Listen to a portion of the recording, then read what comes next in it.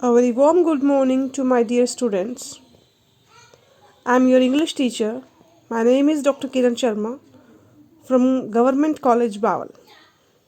Students, today we will do our grammar portion subject verb agreement.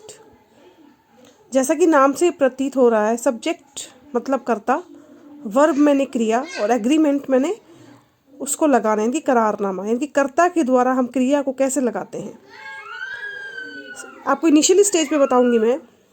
Generally speaking, the verb in a sentence agree with its subject in number and person. मतलब किसी भी वाक्य में हम जब कोई भी सेंटेंस बनाते हैं और उसमें जो हम कोई भी क्रिया लगाते हैं, वो क्रिया किसके ऊपर डिपेंड करती है? कर्ता के ऊपर। और कर्ता हमारा फर्स्ट पर्सन में है, सेकंड पर्सन में है, थर्ड पर्सन में है, या सिंगुलर में है या प्लूरल में है, उसके अनुसार। फॉर एग्जांपल देखिए, he goes out for a daily walk daily, मतलब कि वो रोज़ घूमने जाता है। अब यहाँ पे ही आ गया और प्रेजेंट सिंपल टेंस है ये। और प्रेजेंट सिंपल टेंस का क्या फॉर्मूला है? वर्ब की फर्स्ट फॉर्म प्लस एस और ई एस। और यानी कि हमारे पास यदि फर्स्ट पर्सन और सेकंड पर्सन है तो हम वर्ब की फर्स्ट पर्सन लगाते हैं, और थर्ड पर्सन सिंगुलर है तो हम वर्ब की फर्स्ट पर्सन के साथ एस और ई एस लगाते हैं। तो यहाँ पे हमारे पास जो थर्ड पर्सन सिंगुलर है ही, और उसके साथ हम क्रिया कौन सी लगाएंगे? वर्ब की फर्स्ट फॉर्म कौन सी होगी? गो हो गया। और इसके साथ हम क्या लगाएंगे? ई एस, यानी कि वह जाता है। So this is the subject, यानी कि यहाँ पे ही बेटा आपका क्या बन गया? सब्जेक्ट हो गया। और वर्ब आपकी कौन सी आ गई? गो। और ही के अनुसार जो है थर्ड पर्सन सिंगुलर, तो इसलिए हमने ई एस लगा दिया। तो ये हो गया सब्जेक्ट का क्रिया के साथ में करारनामा, यानी कि कैसे हमने इसकी कनेक्टिविटी की है। या I take medicine every day. आई क्या हो गया? हमारा फर्स्ट पर्सन सिंगुलर हो गया। टेक उसके, इसलिए हमने वर्ब की फर्स्ट पर्सन लगाई है। इसी तरह से आ जाइए, Ramesh is reading a book. ये हमारा प्रेजेंट कॉन्टिन्यूस टेंस हो गया, क्योंकि प्रेजेंट कॉन्टिन्यूस की पहचान क्या है? Is am are plus verb की first form plus I N G. ठीक है, तो यहाँ पे हमारा कॉन्टिन्यूस टेंस, इसकी पहचान क्या होती है कॉन्टिन्यूस टेंस की? रहा है, रहे हैं। लेकिन हम यहाँ बात बेटा वर्ब की बात नहीं कर रहे हैं। Here we are talking about then how can we connect a verb according to subject, and how can we recognize that the subject is in a single person और अ प्लूरल पर्सन। ठीक है, एक वचन क्रिया लगेगी या बहुवचन क्रिया लगेगी, वो हमने सब्जेक्ट के अनुसार देखना है। तो मैंने आपको बेसिक आउटलाइन बताया है। अब now we are come to the main point, subject verb agreement on account of persons. मतलब जब हम सब्जेक्ट वर्ब एग्रीमेंट लगाते हैं तो उसमें पर्सन्स का क्या रोल होता है? देखिए, हमारे पास हमारे कितने पर्सन्स होते हैं, जिसको एक वचन बहुवचन कहते हैं। तो इसलिए first person, second person, third person, किसको हम कहते हैं ना? प्रथम पुरुष, मध्यम पुरुष, अन्य पुरुष हिंदी में बोलते हैं, लेकिन इंग्लिश में इसको हम फर्स्ट पर्सन। फर्स्ट पर्सन में भी बेटा आगे हमारी सब कैटेगरी होती है, सिंगुलर और प्लूरल। सिंगुलर होता है I, I do am was have, ये हमारा होता है सब्जेक्ट। ठीक है, ये सब्जेक्ट होता है और ये इनके ऑब्जेक्ट होते हैं। लेकिन अब सिंपल सा मैं आपको एक फ्लो में बताती हूँ। फर्स्ट पर्सन हमारे कौन से होते हैं? आई, माई, मी, वी, आवर, अस।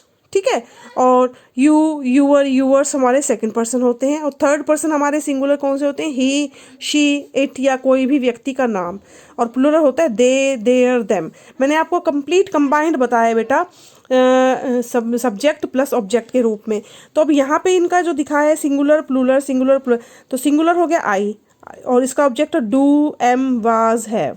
देखिए, आई वैसे जो होता है, आई के साथ कई बार कहते हैं जी ये वैसे तो आप बता रहे हो उसमें होता है, प्लूरल फॉर्म में आता है, सिंगुलर फॉर्म में होता है, लेकिन आई के साथ जब हम कंडीशनल सेंटेंस में बात करते हैं तब वर लगता है, अदरवाइज हम आई के साथ हमेशा वाज लगाते हैं।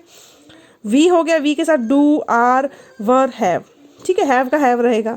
यू का do, are, were, have. He, she, it, name, तो does, is, was, has. They का डू, आर, वर, हैव। ठीक है, अब फर्स्ट रूल आता है हमारे पास, rules of subject verb agreement. Leaving aside I and you, मतलब आई और यू को छोड़कर द सिंगुलर वर्ब, जो सिंगुलर जो एक वचन क्रिया है, टेक्स अ सिंगुलर सब्जेक्ट, उसके साथ हमारा एक वचन कर्ता लगता है। And the plural subject takes a plural verb, और प्लूरल के साथ हमेशा प्लूरल क्रिया लगती है, यानी कि बहुवचन के साथ कर्ता के साथ बहुवचन क्रिया लगती है। जैसे रमेश क्या हो गया? एक नाम हो गया, यानी कि सिंगुलर। तो रमेश के साथ क्या आएगा, इज़ टॉकेटिव पर्सन या टॉकेटिव बॉय। तो बेटा आपको जब एग्ज़ाम में आता है तो आप लोग कैसे करेंगे, आपको जो आपको ब्रैकेट्स में क्रिया दी होंगी एंड आपको according to subject, according to person उस क्रिया को सब्जेक्ट के साथ एग्री करना है, उस सब्जेक्ट के साथ उसको कनेक्ट करना है, and that depends on you. Then how can you recognize that is the subject is singular, is the subject is plural, is the subject is in the first person और first person in singular और plural, और the second person in singular और plural, और the third person in singular plural. तो ये मैंने एक पूरा चार्ट दिया हुआ है, इस चार्ट को आप देखिएगा, पूरा अच्छे से इसको समझने की कोशिश कीजिएगा। And now we come to the, देखो अब यहाँ पे दे क्या हो गया, थर्ड पर्सन प्लूरल हो गया, तो हम इसके साथ क्रिया कौन सी लगाएंगे, आर। दे के साथ इज लगाएंगे तो वो गलत हो जाएगा, दे के साथ क्या आएगा, आर। तो this is the common first rule. इसके बाद हम आते हैं हमारे दूसरे नियम पे।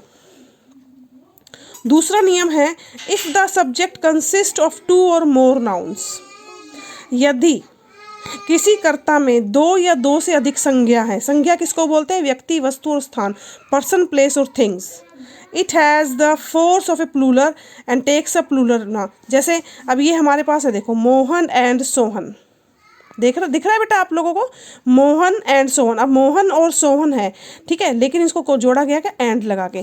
तो अब हम इसके साथ हम क्या लगाएंगे, have gone to Shimla for new year. Barley, wheat and rice, बाजरा, ज्वार और चावल आर सीरियल्स, ये सीरियल्स फूड में आते हैं, इनकी खाद्यान्न में आते हैं। But when they are represent a compound noun और thought they look like a singular. मतलब लेकिन जब हमारे पास 2 या 2 से ज़्यादा कोई भी संज्ञा होती है, लेकिन उनका विचार, उनका उद्देश्य, उनका मोटिव एक ही होता है, तब हम क्या लगाएंगे, सिंगुलर क्रिया। देखिए सिंपल में यदि हमारे पास 2 या 2 से ज़्यादा नाउन है, लेकिन उनका विचार, उनकी अभिव्यक्ति अलग अलग है, उनके एक्सप्रेशंस, उनके एक्शंस अलग अलग हैं, तब हम क्या लगाएंगे, बहुवचन। लेकिन यदि इन 2 या 2 से ज़्यादा नाउन्स की इम्प्रेशंस, थॉट सब यौगिक हैं, एक जैसे हैं, तब हम क्या लगाएंगे, एक। जैसे ब्रेड एंड बटर, ब्रेड भी खाने के काम आती है, बटर भी खाने के काम आती है, तो क्या हो गया, एक कंप्लीट मील है, एक कंप्लीट लंच, ब्रेकफास्ट है, ठीक है। आगे हम थर्ड पे आते हैं, an uncountable nouns always takes a singular verb. Uncountable, या फिर सीधा सा करो, जिन शब्दों के पीछे जिन ऐसा लगता है, जैसे न्यूज़, मीन्स, प्रीमाइसेस, इनिंग्स, इनके साथ में हमने हमेशा क्या लगाना है, एक वचन क्रिया लगानी है। यानी कि आप और कुछ भी ध्यान में नहीं रखते तो इन शब्दों को ध्यान में रखिएगा। यदि अपने प्राइमरी फंक्शन के लिए यूज़ हो रहे हैं तो हमने एक वचन क्रिया लगानी है। बी पार्ट पे आइए, विद डिसिप्लिन। और कुछ हमारे डिसिप्लिन यानी कि कुछ हमारे पार्ट ऐसे होते हैं जैसे एकेडमिक्स एंड स्पोर्ट्स, शिक्षा और स्पोर्ट्स में, like athletics, gymnastics, economics, mathematics, physics, statistics, linguistics, phonetics, इनके साथ में भी आप क्या लगाएंगे, एक वचन क्रिया का। बेटा मैं आपको सिर्फ ये बताना चाह रही हूँ, जितने भी शब्द मैंने आपको बोले हैं अभी, यदि अपने प्राइमरी फंक्शन के लिए यूज़ हो रहे हैं तो हमने एक वचन लगाना है। जैसे disease like diabetes, measles, rabies and mumps. जैसे rabies is a dangerous disease, लेकिन but when it takes a plural verb, लेकिन इनके साथ में बहुवचन क्रिया तब लगेगी when it is used in general sense, जब इनका साधारण रूप से, मतलब इनका सेकेंडरी रूप में इस्तेमाल हो रहा हो। जैसे हम कह देते हैं ना, हम लोग जैसे आपस में बात करते हैं कि भारत की अर्थव्यवस्था इन दिनों गड़बड़ा रही है, या जो हमारी जो पॉलिटिक्स है वो आज गलत दिशा में जा रही है, तो वहाँ पे हम उसको पॉलिटिक्स को हम एक प्लूरल के फॉर्म में दिखाएंगे, ना कि हम वहाँ पे अपने एकेडमिक्स के रूप में दिखाएंगे। तो आपका क्या आएगा, the economics of the countries are bad. यहाँ पे इकोनॉमिक सब्जेक्ट की बात नहीं हो रही, यहाँ पे अर्थव्यवस्था की बात हो रही है। Their politics have made us their admirers. उनकी यहाँ पे मतलब पॉलिटिक्स आपके सब्जेक्ट की बात नहीं आ रही है, यहाँ पे उनकी राजनीति ने हम सबको क्या बनाया, एडमायरर बनाया है। Their statistics are doubtful. उनके जो स्टैटिस्टिक्स हैं वो उनके डाउटफुल हैं। द कलेक्टिव नाउन्स, हमारे संयुक्त वाचक संज्ञाएं जो होती है, जैसे एसोसिएशन, क्लब, ऑडियंस, कमेटी है, कमेटी को कॉमोटी भी बोलते हैं, क्लब, कम्युनिटी, इस तरह से और भी जो काफ़ी सारी जो हमारी कलेक्टिव नाउन्स होती हैं, तो उनके साथ में भी हम क्या लगाएंगे, एक वचन क्रिया लगाएंगे।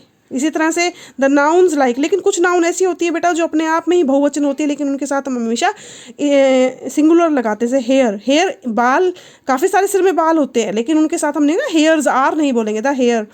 फिश एंड शिप, तो बेटा ये appears to be singular but they are treated as plural nouns. तो इनके साथ हम क्या लगाएंगे, अपने आप में फिशेज नहीं होगा बेटा, फिशेज नहीं होगा, हेयर्स नहीं होगा, शिप्स नहीं होगा, ये अपने आप में ही प्लूरल फाउंड में होते हैं।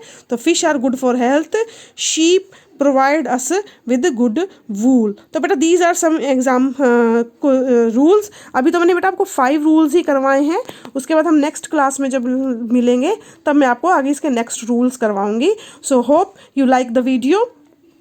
And one more important thing is that in next session we will discuss the next rules of the subject verb agreement. I hope you liked it and thank you very much. Have a good day and nice day.